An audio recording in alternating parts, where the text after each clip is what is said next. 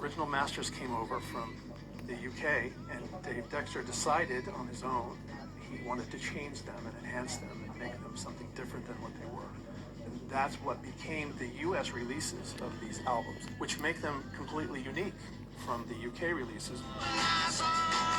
For a project as important as this, we still want to go back to the original analog, and we're incredibly lucky that we've been able to preserve these assets to the degree that they still sound as good as they did back in 1964.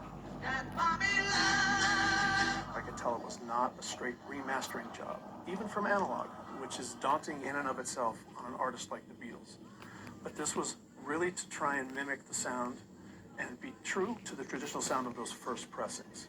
Now, I don't mean make them sound exactly the same, but we had to make sure we were using the same assets that were used to cut those first records, make sure that everything was in line with those and true to the spirit of how they sounded. Close your eyes and I'll kiss you.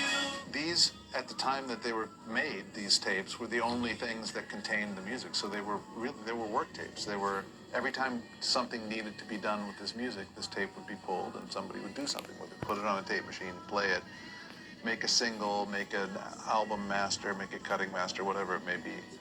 So these things were handled a lot in those days. And in the case of the Beatles, the work was always very well documented. These are museum pieces. These are Mona Lisa pieces of art. Having this master tape and the master tape card, the mastering cutting notes here, having this record that I can listen to and forensically go back and forth, which allows me to be creative in a responsible way to make this something different than what it is, was an amazing advantage for me. I was able to see this tape box, read the notes. The client is capital Dexter, from Dave Dexter. The artist is the Beatles from England, because I guess we didn't understand where they were from at that point. And that is a mind blower in and of itself.